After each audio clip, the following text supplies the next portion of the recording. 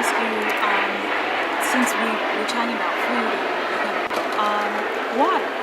Water Yes. is something that obviously all life needs. Yes. And considering what's going on in our society today and in many different regions of the world, where there are serious famines and there are desert areas where there's no water. Can you speak a little bit about the need for water and what type of water? Okay. Well, water. First of all, good, clean, potable water is our birthright. So for all of our water systems around the world to be hijacked and cornered in a way where they become unhealthy, unholy for human consumption, that one have to buy bottled water, processed water, filtered water. One have to buy machines now. You're living in these types of urban environments. The only water that's accessible to us is sewage water. So we got to buy machines to recycle sewer water, to alkalinize it and things of that nature. We're really living in some serious times. It's a very, very profound situation that we're in. But I find that, as you had asked earlier about my relationship with food, I find that is the most critical relationship for all of us, to deal with today, is our relationship with food. And that's what I really educate people about, is to reconnect, yourself with the relationship that you have with food. Because your food is you. That is our main ingredient. What we eat today walks and talks tomorrow. So we have to be very careful. We are heavenly bodies, just like any other heavenly body out in the universe. But if we're not eating from our planet direct, from the source, from the soil, from Mother Nature, then we're disconnected from the planet. So a lot of strange things are going to start happening to us as we disconnect, like the water situation that we're witnessing. I feel that, first of all, as human beings, our natural home is in the tropics. That's where we originated.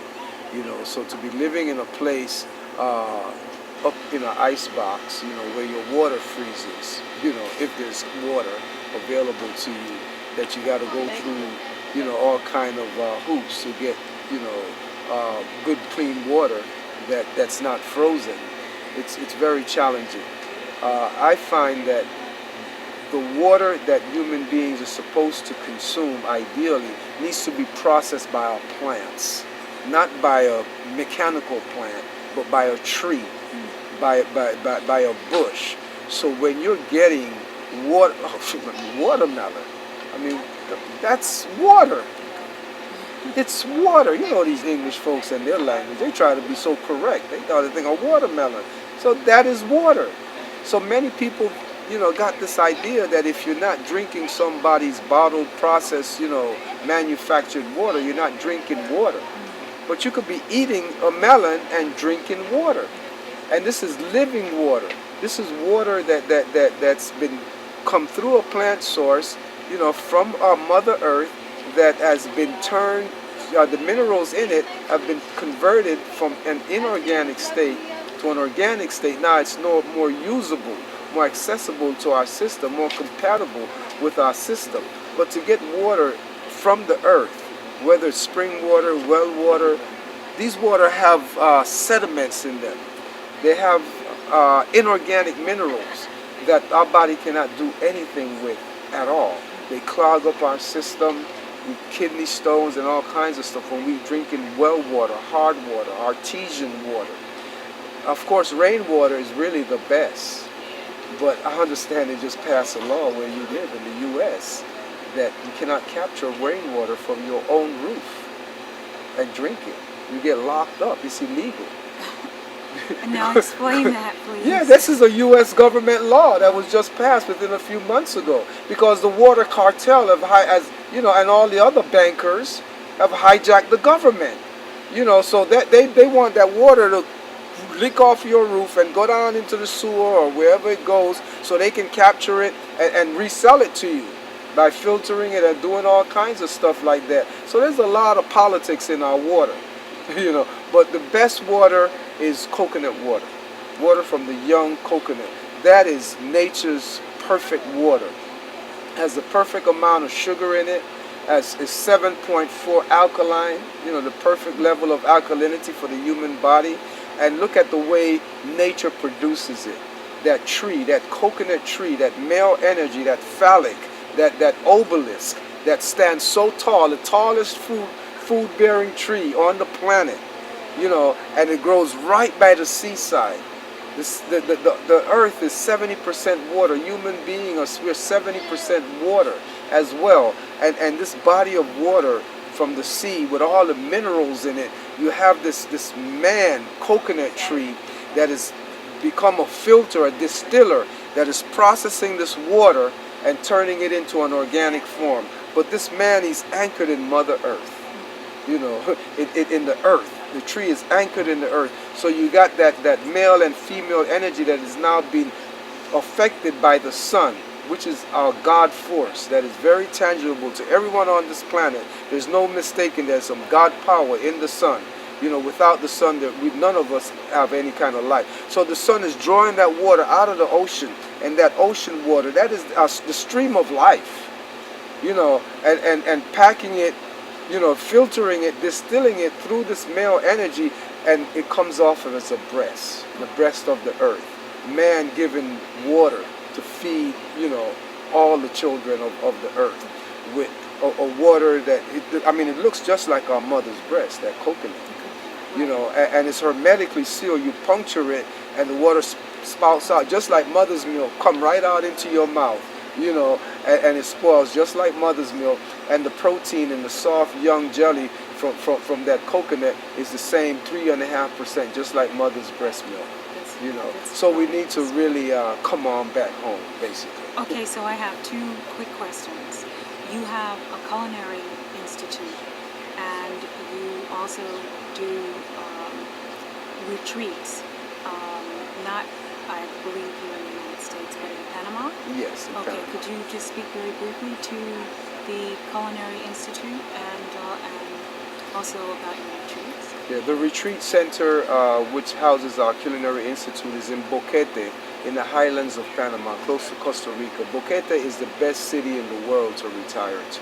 This is rated through all retirement channels that this is the best place. You have lots of Americans that have settled down there, retirees. It's a beautiful place. So this is where we have our Culinary Institute and our retreat center. We invite people to come and study with us when we are at the center. We do travel quite extensively. So coming up, our next season, we're going to be there November through January. And our programs are a week long. So you can come for a week of detox through the retreat center, and a week of culinary experience.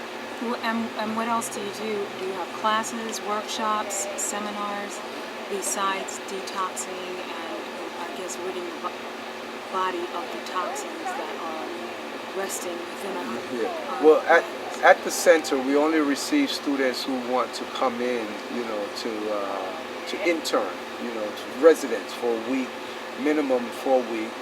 Some come for as long as 3 to 4 weeks.